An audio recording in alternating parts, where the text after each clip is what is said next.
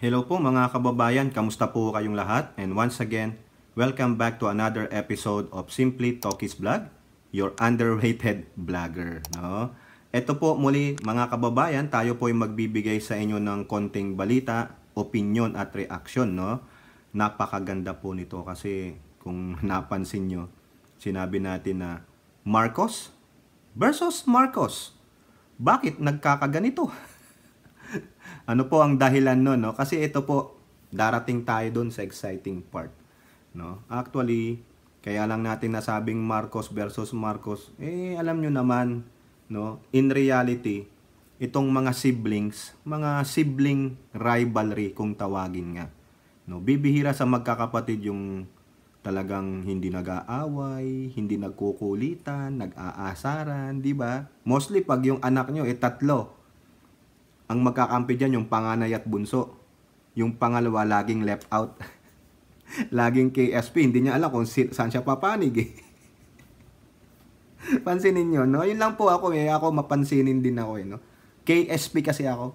Usisero kasi ako, sabi po ni Mr. Robin Padilla. Yung pong idol na idol ng mga kasamahan natin dito, no? Si Hi Lulu! Amusta ka naman dyan? Hi Ai-chan, kamusta na? O bago po tayo magbigay ng ating opinion at reaction, dito nga po sa ating ibabalita sa inyo. Nais ko lang pong i-flex ito, yung Haya Nature Resort, dyan po sa Barangay Panan, Botolan, Zambales. Nasa Facebook page po nila, yung kanilang phone number, email address, and their website. For more details, tumawag po kayo o mag-email po kayo. At ganun din po itong mga kaibigan natin sa YouTube, sa The Nomads, si Levi and the Triplets, Bones Harley, sa kayong mga anak-anak niya na itong isang ito ay very spoiled brat, si Inday Mix, at si Master Pugi. Ganun din po, shout out sa ating mga channel members. No? Maraming salamat at patuloy nyo pong sinusuportahan ang ating mumunting channel. At ganun din po, shout out natin yung ating mga sinusubaybayang mga influencers and vloggers na mga pro-admin po, no? Hindi po tayo sumasabay-bay sa mga nega. Ayoko po nun kasi mukhang dadami lalo ang aking mga lines eh. Doon po tayo sa kakampi natin, pero minsan mag-Trojan horse tayo. Di po ba? Para alam din natin yung galawan nila, paano po sila bumanat. O tulad nung ginagawa ng Makabayan Black, di ba? Gustong tignan yung confidential fund, yung list at item. Nek-nek ninyo. Nung kinover natin si Sara Duterte, maraming nag-ansab. Nag-alisan. Nung dinipensahan natin si BP sa mga Makabayan, nag-alisan po. Anak-anan siya pa, ano, ayaw talaga nilang yung iba talaga ayaw nilang marinig yung Sara Duterte. Mukhang may allergy sila kay BP. Ewan ko sa inyo. Maging objective, maging rational, no? Sa akin wala namang gaano pang nakikitang kabalbalang ginawa ang BP, no? Kanya-kanya po tayong opinion, no? I respect your opinion, no? Sana ganun din po, symbiotic ang ating respect, no? Respect begets respect. Yun nga po, yun nga lang, hindi ka respeto yung mga Makabayan Black and their likes tulad ni Hontiveros, no? Shout out po kay Tatay Jack Perch Vlog, no? Puntahan nyo po siya, twice a day po yata siyang nag-vlog, no? Nagla-live si Miss Carclea. And once again, God bless you all. So ang topic po natin itong Marcos versus Marcos. Aimee versus BBM. O ayan, parehong Marcos ito, no? Mukhang pinag-aaway natin. Hindi po. Malalaman nyo sa dulo, hindi ko po sila pinag-aaway. Kaya lang sinabi ng Marcos at Marcos kasi may ginawa po tong isang Marcos na ano, ito talagang isang Marcos na ito, papansin talaga ito eh. Ito po kasi ang pinag-ugatan yan. Sabi sa Manila Bulletin nung ulat nung September 4, government may temporarily cut rice tariff. Yung taripa daw po sa mga bigas na import ay pwede nilang i-cut. Bakit? Why and why and why? O sabi po dito, sa buod na lang ang babasahin natin at a glance kasi mahaba pa yan. The National Economic and Development Authority suggested the government may lower import tariffs for rice to address the surging price of the staple food. Oh, baka iniisip nila, the higher the tax, yung taripa, the higher the cost of the food yung ibebenta. Okay? NEDA Secretary Arsenio Balisacan called for a review of existing 35% tariff on rice. Oh, rice inflation rose to 8.7% in August 2023, up from 4.2% in July, mainly because to lower grain output caused by El Nino and export bans by major rice exports. Okay. NEDA identified alleged hoarding incidents, artificial shortages, and speculative business decisions as potential factors leading to higher domestic retail prices. The Foundation for Economic Freedom urged the government to lift or reduce the 35% import tariffs on rice to 10%. Naku, ang laki nun. 25% ang mawawala sa gobyerno, no? Foundation for Economic Freedom concerns about the negative impact of price ceilings on regular milled rice, and it could result in limited availability and traders selling well-milled rice at higher prices. So yan po ang mga concerns nila ng NEDA at nitong Foundation for Economic Freedom. Okay, balik tayo dito sa Manila Bulletin ulit. September 10. Ito, government considers eliminating rice tariffs. Wala pa pong desisyon dito ang Pangulong Bongbong Marcos. Only the department secretaries, the like of NEDA, si Balisacan, at itong Department of Finance na si Jokno ang nagsasalita dyan. No? Kaya lang po sinabi nilang government kasi party po sila ng cabinet, party sila ng gobyerno. Considers lang, no? Kino-consider lang, but there's no output yet. There's no decision yet coming from the president and his yung mga lawyers niya, yung mga advisors niya. At a glance na lang po ang babasahin natin, no? The Department of Finance has suggested, tingnan nyo ha, si Balisacan na taga NEDA noong September 4. Ito namang September 10, binak-upan siya ni DOF Secretary Benjamin Jokno. A potential reduction in rice tariffs after the adjournment of Congress by the end of this month. From 35 gawin daw 10%. Finance Secretary Benjamin Jokno has proposed temporarily lowering the 35% rice import tariffs range to a range of 0%. Kung baga, ano naman yan? Di ka na magbibigay ng taripa sa mga imports? Anong kikitain ng gobyerno? Eto pa mga kababayan, sabihin ko na sa inyo. Uunahan ko na kayo dito. Kawawa mga farmers dito. Sasabihin ko mamaya. Hindi. Kasi po, nung napanood ko pong video, yung balitaktakan ni Rapi Tulfo at ni Cynthia Villar, di ba si Rapi Tulfo nga sabi niya parang accusing Villar na ikaw kasi bili-bili ka ng farm lang, ginagawa mong kondo eh.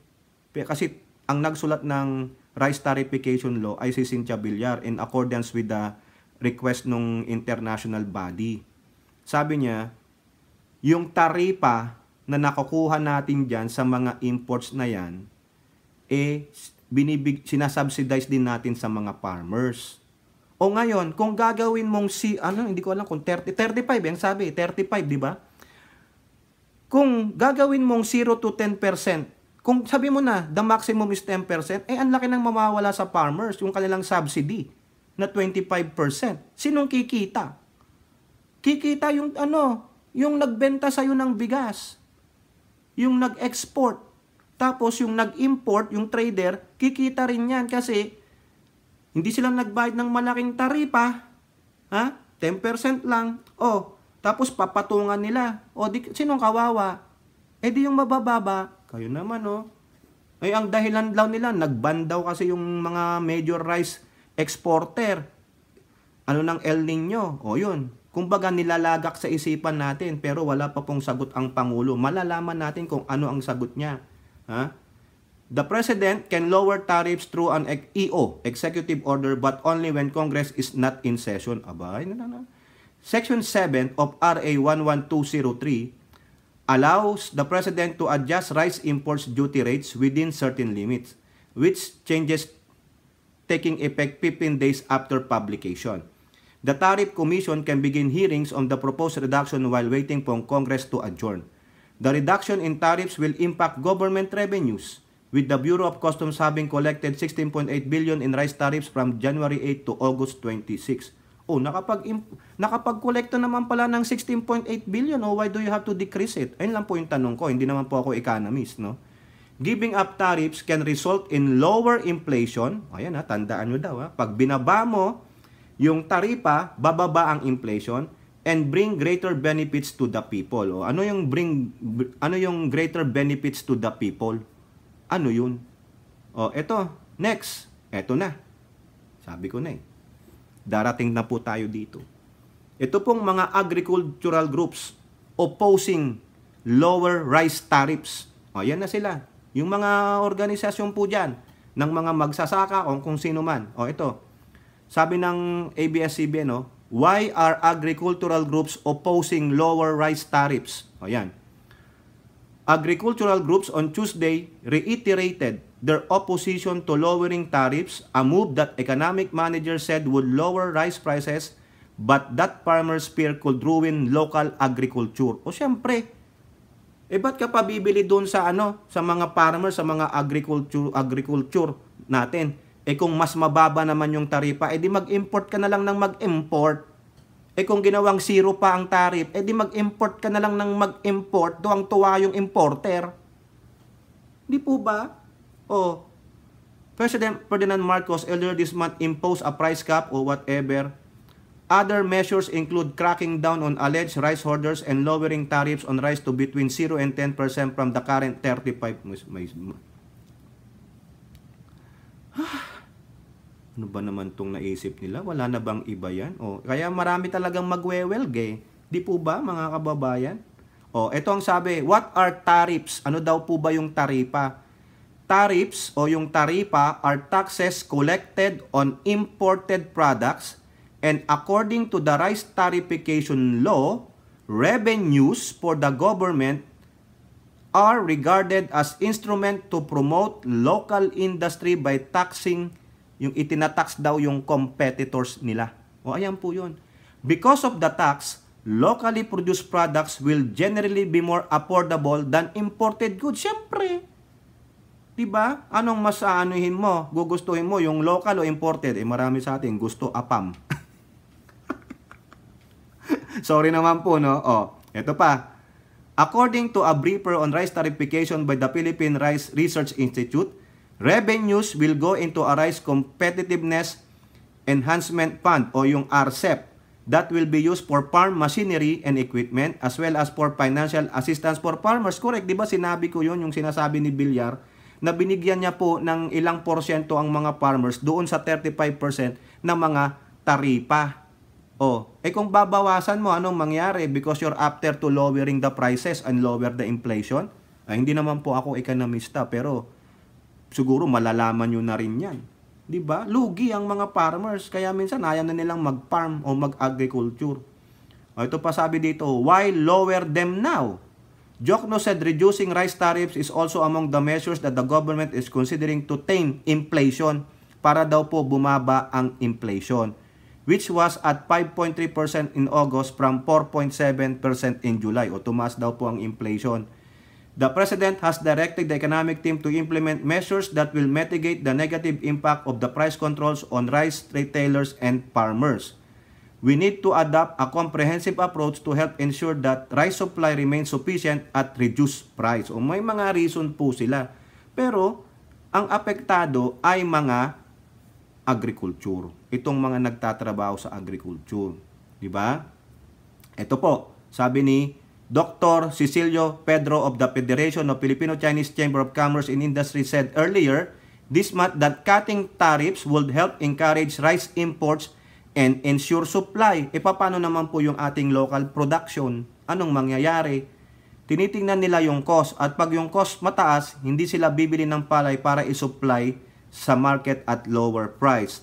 The only way to encourage more imports is for tariff to come down so that it will be profitable for importers to sell at the ceiling price. Ay nako, Diyos mio. So ang sagot, para masustain natin yung supply natin ng bigas, no, mapunan yung ang pagkukulang sa inventory, ay mag-import na lang. Babaan yung taripa. Di ba? Ito na. Farmers fear imports will flood market. Siyempre, matik yan. Ikaw ba naman, nag-i-import ka na mag-i-import, siyempre from 0 to from 35 to probably 0 to 10% taripa. Mamaya sabihin 0 na lang, sige libre na, wag din na kami kayo sisingilin ng taripa. Paano kumita ang gobyerno doon? O para lang maibaba yung inflation, para bumaba ang presyo, ma-meet yung 41 and 45 respectively na price cap? Di po ba?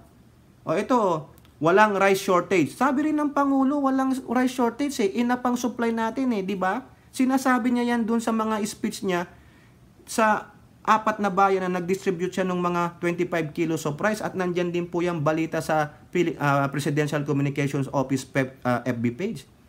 Walang rice shortage, kundi ang nangyayari ay yung distribution merong gap. O tapos ang ididepensa nyo para bumaba ang inflation, ma-open ng more importation? Parang pinatay nyo na po itong mga magsasaka dito. Yan po ba ang tamang kasagutan? Di po ba? Akala ko ba mag-harvest na tayo? O ano pa nangyari? Ito ang sabi ni Sinag Chairman Rosendo So, walang rice shortage, therefore there is no basis to reduce tariff. At lalong walang basis magpabaha ng imported rice, lalo na't anihan na ngayon. Sino ang tunay na nakikinabang sa rice tariff reduction? Itong dalawang to, mga ekonomista pa man din kayo, finance genius ka pa man din, Jokno. Pero the only thing you come up with is to lower the tariff. O yung magagaling po dyan na economist, tama po ba na ibagsak ang taripa from 35 to 10 or from 35 to 0 to 10? O yan. Ha? So said lower tariffs could push down farm gate prices. Siyempre, lalong babagsak, lugi ang farmers natin. Where traders buy from farmers but will not guarantee lower retail price. So tingnan nyo, nangyari na ito ng ilang beses kaya hindi totoo na walang epekto sa magsasaka. Kasi ang nakaka-experience nito ay ang mga magsasaka themselves. Tandaan nyo yan ha. What we need right now is to reassert our capacity to produce for our own agriculture and food needs and to vigorously push for food self-sufficiency as we can never rely on the vagaries of the international market. Correct.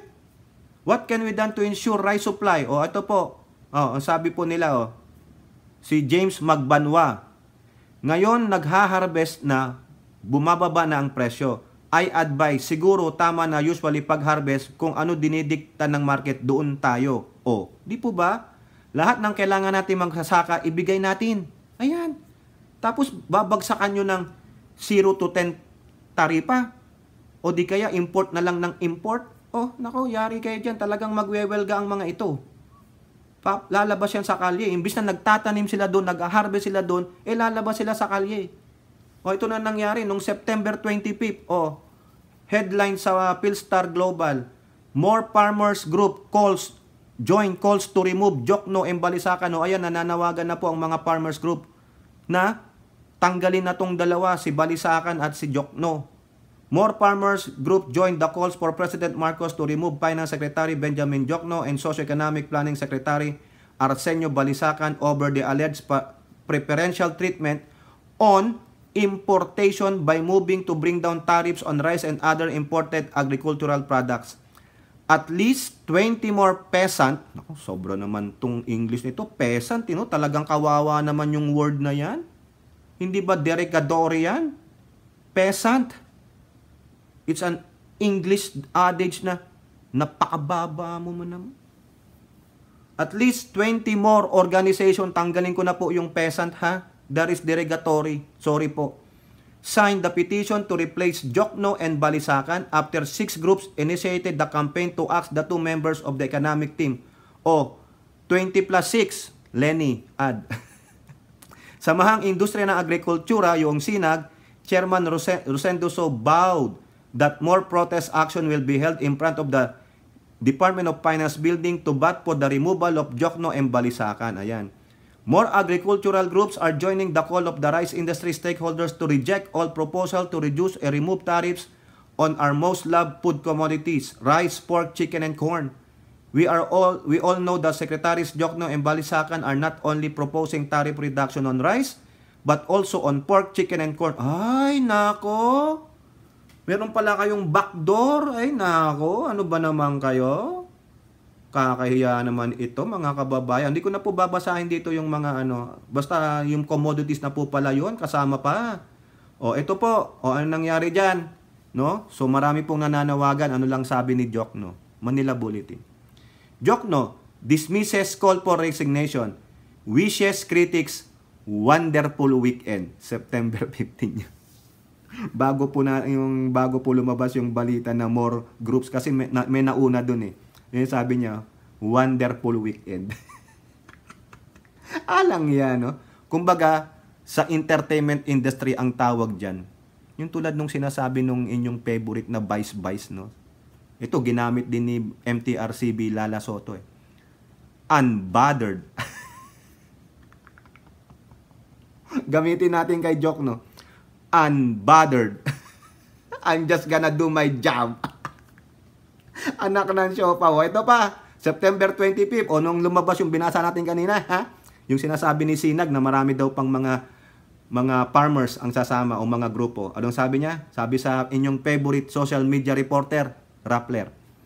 Jokno on talks of being replaced. I don't comment on rumors. Sa bagay, tama naman siya. Wala naman pang utos sa presidente na tanggalin siya, di ba? Oh. Kaya yun lang yan. Oh, wala siyang pakialam. Basta ako, I'm just gonna do my job. I am unbothered. Oh, eto na ang exciting part. Eto na ang exciting part, mga kababayan. Kaya natin nasabing, I me versus I me. Oh, ayan po. Oh. Tingnan nyo tong tweet nitong isa na to. Oh. Ito, pasensya na po, Miss Hannah Borday. Ha? Look! Senator Amy Marcos joined protesters in front of the Department of Finance who are calling for the removal of Finance Secretary Ben Jokno and NEDA Chief Arsenio Balisacan. Oh. Sumama po sa rally ng mga farmers ang ate ng bayan. Nananawagan na po siya, pumunta na po siya sa kalye. Sinamahan niya, mahilig namang sumama sa rally yan. Si Madam Amy. Kaya nga po, Marcos versus Marcos. But the question is, the President is still silent about this. Probably nanghihingi pa siya ng mga advice. So, wala naman pong masama yan. So, kumbaga isipin nyo talaga tong si ate kontra. Kinokontra niya yung kanyang kapatid, mga nilagay ng kapatid niya yan. Bakit? Masama ba yun? Kung may nakikita siyang parang hindi na maganda sa mga taong pumapalibot sa kanyang kapatid. Di ba sabi niya, I am here also to protect my brother para na hindi na maulit yung nangyari sa aming history. Ayan. Sumama siya. Senator Amy joined the protester in front of the DOF building calling for the resignation of those two. In an interview, President Ferdinand Bongbong Marcos' sister said she only showed support to her peers who came all the way from various provinces. Allah, mga barkada niya pala eh. Lahat ng barkada ko andito eh. Lahat ng kaibigan natin na mambubukid, mangingisda, lahat na nanggaling sa Northern Luzon hanggang sa Central Luzon, pati barkada galing Southern Luzon, andito po. Nakikisuporta lang ako. Ala, di ba? Ito pa sabi niya. The rally is in front of the DOF building in Manila brought posters against tariff reduction imported rice. One of the streamers said, mula Kanayunan, nagpunta sa Kamaynilaan. PBBM, amin pong panawagan, Jokno at Balisacan, alisin diyan. Support local production, hindi tariff reduction. Very good. Pero dapat maging, ano ang presidente? Magtanong-tanong pa. He needs a lot of advices. Palibhasa wala ng bigas. Ayan, para lang makatulong sa kanila. Total, hindi papayag si Bongbong dito. Oh, alam na ng ate, may idea. Sigurado ako diyan dahil lagot tayo sa tatay ko. Nadamay na po ang yumaong Apulakay, no? Sa aking ama, halos sinasabi niya na huwag na raw makinig sa mambo-jumbo ng mga ekonomista pagkat ang totoo, iba ang bigas. Abay, may alam ang ate. Sigurado ako, hindi yan papayag. Nagdala lang ng support dito dahil alam ko at panatag ang aking kalooban. Kampiyansa ako na hindi papayag si Presidente. Ay, may tiwala ang ate. Kita nyo? Kaya, hindi na Marcos versus Marcos. Marcos defending Marcos. Di po ba? She then warned of a possible push to reduce or remove tariffs on imported rice during month-long break of Congress. Ang nakakatakot lamang, alam natin na ang katapusan ng Congress ay bukas. Kapag natapos ang Congress at nagsara yung Senado, ang nakakatakot diyan ay palulusutin yung reduction o di kaya zero tariff na importasyon sa kasagsagan ng anihan. Correct. Kasi ayun din yung sabi ni Jokno na pwede lang mag-order ng EO ang Pangulo pag naka-break o naka-recess ang Congress. Other than that, kasi hindi pwede kasi kailangan ipaso yan as a measure, as a bill. Eh kung wala, sarado ang Congress, anong power para magawa ng batas? Eh di EO. Correct me if I'm wrong. Sobra naman sila. Nag-aani na ang lahat. Magsisimula na ang halos lahat ng bukid at ang kasagsagan na yan ay katapusan. Ngayong itong linggo na ito hanggang buong Oktubre, bakit naman sila mag-i-import ngayon? Pambihira naman. Correct po, correct. Tama naman po. I think sa aking opinion, correct me if I'm wrong. Ito ay udyok ng mga kartel. No? Ayaw nilang bumaba ang presyo ng bigas locally. Ayaw nilang magkaroon ng mass production locally. Kaya gagaguhin nila. Papasukan nila ng import kasabwat ang ahensya ng pamalaan sino? The DA. Sabi rin ng Pangulo yan, na maraming embedded na mga tiwali sa DA. Dapat Pangulo, since you are the Secretary, may intelligence pan ka, gamitin mo na yan. Kick them out. Tapos kasuhan sila. O, di ba nagkaroon na nga ng steeper penalty sa economic sabotage? Minamadali na po yan, certified urgent ng Pangulo. Talagang lalabanan niya itong mga to, whether sino man ang masagasaan. Whether yung sinasabi ni Hitad na yung asawa niya, gunggong kahitad. Hindi totoo yun, no, mga kababayan. Sino ba namang asawang pipigilan yung negosyo niya ng asawa niya? E di nagarambulan sila. Tanga talaga to si Hitad, no? Sarado po, adjourn po ang Congress, no? What ibig sabihin, wala silang session, pero nagtatrabaho po sila sa kanilang mga may hearing yang mga yan. Pero yung joint, yung session, yung nagdidebate sila, nag-aanuhan sila ng bills, presenting their bills sa plenary nila, wala po, sarado po yun. September 30, sa Sabado, magre-resume siya ng November 5. O isang linggo lang naman pala, di ba, na sarado. Under the rice tariffication law, the President may increase, reduce, revise, or adjust existing rates of import duty up to the bound rate committed by the Philippines under the World Trade Organization Agreement on Agriculture. Ito kasi ang gago tong World Trade Organization na ito. Itong nagdidikta, kaya nga isinulat ng walang kapararakan itong rice tariffication law na to. Kasi kung hindi tayo daw uugma dyan, kasi yung napanood ko kay Cynthia Villar, kung hindi tayo magpa-follow, yung ating utang sa World Bank, maglalaki ang interest. Pag ganon, di tayo makabayad, lalo tayong mababaon sa utang. Tapos hindi tayo may standardize ng World Trade Organization, parang pre-agreement. Ganun po, no? Correct me if I'm wrong, ha? Babagsak tayo. Walang mangangalakal sa atin because wala tayong such law like this, like the rice tariffication law. Di po ba? Nakakaya ito Kaya tama lang po ito, at least yung atin ng bayan, alam niya, pinoprotektahan niya ang kanyang kapatid talaga. Kasi malaking dagok ito, mamamayan po ang dito, lalo ng mga farmers, at mahal po ng Marcos ang mga farmers. Hindi nila iiwan yan. Tapos ito, meron kang dalawang dyan na sinabi na humanap kayo ng paraan. Ang naisip nilang idea nila, gamitin natin yung lower taxes ng taripa, no, sa rice or other import products. Wag naman po.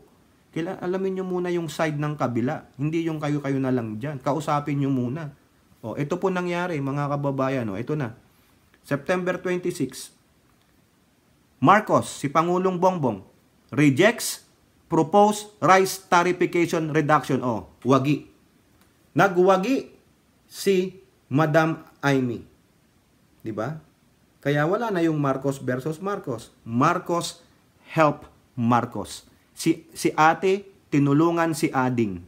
Kasi alam nung ate, yung sentimiento nung mga mabababa. Alam niya maaapektuhan. Pati itong credit, alam niyo yung trust rating, approval rating. Yan. Baka mamaya itong mga to mamundok na lang ulit. Mamundok na lang ulit sa sobrang hirap nila. They're trying to uplift yung agrikultura. Tinutuunan mo ng pansin Pangulong Marcos tapos ikaw din ang sisira sa ginagawa mo. Ano yan? Para kang nagtayo ng bahay na ikaw din ang sumunog. Di po ba? Nakita naman nyo kung ano ang pagmamahal nila sa mga agrikultura, sa mga magsasaka, mangingisda, mga coconut planters. Tapos sa ganyan, sisirain mo ang kredibilidad mo? Hindi ah. Binibigyan mo nga na ang dami-dami nilang ayuda eh. Di po ba? President Marcos on Tuesday, September 27, scrap. Sinred na yan. The proposed temporary implementation of price tariff reduction which would aim to address the surge of rice prices in the market. Find a better way na magiging win-win situation on both sides. Yung parang 50-50. Di po ba? Kaysa naman, wala itong kabila, wala rin tayong nagain, sinong nanalo? Di yung nasa gitna, sino? Mga traders, tuwang-tuwa. Pasensya naman po. A statement from the PCO gave details on why the chief executive decided against the proposal. We decided with the agriculture and economic managers that it was not right time to lower the tariff rates because the projection of world rice prices is that it will go down. Di ba? Napag-aralan na yan. Ibig sabihin, merong datos na binabasa at pinag-aralan ang mga nakapalibot advisors o economic team niya. Di po ba? Tama ba yung ginawa ng mga magsasaka? Tama rin. Na nag-ingay sila. Sinamahan ni Pambansang Ate. Talagang kinalampag nila ang Pangulo at nakita ng Pangulo. Pero hindi niya po sinasabi na ito, magtaripa tayo, lower natin. Hindi. Sinabi niya lang dun sa dalawa, maghanap kayo ng tamang paraan. Ayun, pero yung ginawa ng paraan ng dalawa is to lower this. Ay, hindi pa bayad. Siguro nasa table niya lang yan, nakita niya yung hinanakit. Siguro nag-usap silang magkapatid, oy ading, mali ang gagawin mo. Masisira ka dyan. Siyempre.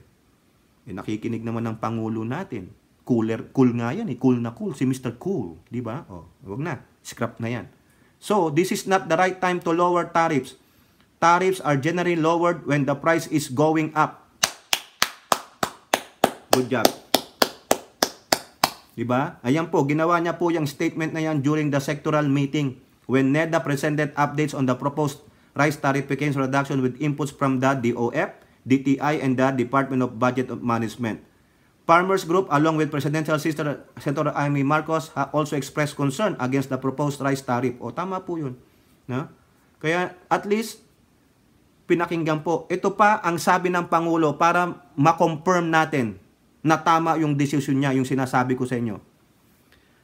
Pag-aralan natin mabuti. Di po ba? Po ba nga sabihin, don't worry, I'm in command. I'm gonna steer this boat to the right direction. All you have to do is steer on the same path. Hindi ba alam nyo yung sa rowing? Di ba dapat sabay-sabay kayong ganun? May nagkukuman lang. Ganun dapat. Di po ba? Tama, mali. Meron kayong presidente ngayon na nananindigan. Nakita nyo na ang evident niyan sa West Philippine Sea. Ito, sa rice, itong taripan na ito. Ano pa ang gusto nyo? Binagbibigay daw ng mga illegal na smuggle na bigas, sabi ng isang senador. Pero binutata. Palagay nyo ba? Ang Presidente Marcos hindi nagbabasa, hindi nakikinig sa mga payo, hindi nakikita yung mga nangyayari tulad ng ginawa ng farmers at ng kapatid niya? Ikaw ba? Hindi mo ba susuportahan yung ginagawa ng kapatid mo na alam mo namang tama yung ginagawa niya? Kapatid mo yan. At siya sumusuporta rin sa'yo. At sinabi niya nga, hindi ko pababayaan ang ading ko. Kasi she doesn't want to repeat the history again. Di ba sabi nga nila, fool me once, shame on you. Fool me twice, shame on me. Kasi ibig sabihin, hindi na ako natuto. Kaya shame on me. Di ba? Yun po yan. Kaya ingat din si Pangulong Bongbong Marcos kasi hindi niya alam kung sino yung tuklaw dyan na nakapalibot sa kanya. Na, sabi nga ni Enrile, marami dyan, hindi interest ng bayan ang nilalatag, kundi personal interest. Kumukuha lang sila ng sahod, tapos yung kung ano pa yung interest nila sa bayan. Marami siyang advisors na ganyan. At hindi lang po siguro advisors, marami ring kawani ng gobyerno na hindi interest ng bayan ang isinusulong. Kaya mahirap pong pamunuan ng mga ganyan. Kaya dapat kay Pangulong Bongbong Marcos is to cleanse them, to get rid of them. You have in confidential in intelligence fund. Ipamonitor mo yan kung, ito lang ha, hindi ko sinasabing maging diktador ka, hindi sa buong bayan. Maging diktador ka sa mga departamento ng gobyerno if you want to really eliminate this unscrupulous, this graft and corruption in your department and the other departments of the government. Kasi kung mangyayari yan sa gobyerno natin, all of these people will be working, sabi mo, less than 1% ang merong may tiwali. Given, kasi wala namang perfect government. At least nabawasan. 'Di ba? At kung makikita yan nung ibang mga government employee, it will boil down dito sa society natin. Oh, 'di ba? Okay 'yon. Ayun lang po yung aking opinion. 'Di ba? Parang ganito na lang. How can you trust somebody? No, parang ganito. Kayo diyan, no? Kasi ito naranasan ko to kami. Doon nung kolehiyo kami. No, isa lang ang room namin. Siksikan kami para kaming sardinas, tulog doon sa sulok, tulog diyan, umuulan yan. May nakaiwan ng pera. 100 piso, yung purple, yung violet. 100 piso. Sa lamesa lang na napakalit namin. Nung iniwanan ko, di ko kinuha. Walang tao. Ako nahuli doon. 100 nandun. Umalis ako. Pagdating ko, nandun pa rin yung 100. Nandun lang sila. Sabi, kaninong pera yan? Hindi sa akin yan. Kanino yan? Hindi sa akin yan. O baka kay ano yan, wala pa yun. Sige, nantay namin. Hanggang sa dumating siya. Sa'yo to? Oo. Ibig ko sabihin, yung honesty. Na pag hindi sa'yo, hindi sa'yo. Maraming ganun sa gobyerno eh. No? Na parang nasisilaw sa kinang ng pera. Nasisilaw sa kinang ng gold bars. Ay, meron pa buba nun, bongbong. Pasensya naman, nagkamali. Hindi naman po. Pero ako po nangangarap ha, mga kababayan. Yung documentary, ito inaasahan ko pa rin to. Ito, minsan ko nang nasabi to sa ating kaibigan, si Hattori. Lagi ko pong nababanggit. Naku, dami ko ng utang kay Hattori na consultant fee. Ay, Chang! Di po ba? Pinapangarap ko po na gusto ko pong makita kasi yung sinasabi ni Madam Imelda na Marcos Wealth. Saka yung alam niyo yung documentary ni Mel Chanco noon, 'di ba? Yung mga dokumento yung ginamit laban kay Madam Imelda dito. Sabi niya, "These are the document that used against me." Tapos yung bangko, the number of banks that where the money was deposited, 173 banks. Sabi ko nga kay Hattori, tol, nasaan na yun? Sabi ni Madam Imelda, it can save the world. That's why I'm trying to stay alive. Madam Imelda, pakita mo naman sa amin. Pasilip naman, makikimarites po ako. Parang yung confidential fund lang ni BP. Na inuurat-urat, di ba? Ako po gusto kong makita. Kasi napanood ko po yun eh. Nung pumunta si Madam Meldy sa Senado, that time yung tatay ni Coco Pimentel yung presidente, sabi niya, let me i-open na natin yung Marcos Wealth. Ayaw nila. Ayaw nilang tulungan yung mga Pilipino, ayaw na tulungan yung bansa. O ngayon, nasaan na? Pwede po ba, di ba, meron $1 trillion? Di ba nabigla si Mel Chanco? Really? Ang dami nun. Baka hindi na trillion yun. Baka hindi na natin mabilang yung zeros. Baka pagdating sa dulo, puro lang pala zero. Wala pala. Hindi po. Joke lang po. No? Pero ako po in reality, gusto ko pong malaman kung totoo o hindi yung documentary na yon. Di po ba? Sa akin sinabi ni Yumaong Apolakay kay Doy Laurel, I'm willing to give a percentage of my wealth to the Filipino people. Ang kagustuhan niya lang yata ay mamatay dun sa ating bansa at matabi sa kanyang ina. Yun lang po, correct me if I'm wrong, no? Sana lang po, no, kung totoong ganyan na, no? Kaso marami pong buhaya nakaganon eh. Lalo na yung mga martial law victim nakaganon, no? Uy, Marcos Wealth, amin yan!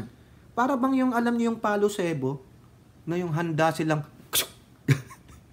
pag binaba na yung ano, ganun, di ba? No? Nakaabang ka kasi, ayan ang ano sa tingin ko, no? Isa sa mga factor yan na hanggat nandyan yung mga sumisigaw ng Marcos Diktador, Marcos Magnanakaw, ganun, no? Hindi naman pinanganak during the martial law. Ipinanganak 1991, 1996, sumisigaw Marcos Magnanakaw. Ha?